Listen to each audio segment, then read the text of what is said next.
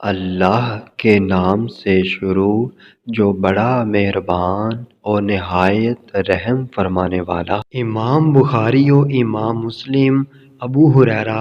رضی اللہ تعالیٰ عنہ سے راوی حضور اقدس صلی اللہ تعالیٰ علیہ وآلہ وسلم ارشاد فرماتے ہیں، قیامت کے دن میری امت اس حالت میں بلائی جائے گی کہ منہ اور ہاتھ پاؤں آثار وضو سے چمکتے ہوں گے، تو جس سے ہو سکے چمک زیادہ کرے۔ صحیح مسلم میں ابو ہریرہ رضی اللہ تعالیٰ عنہ سے مروی کہ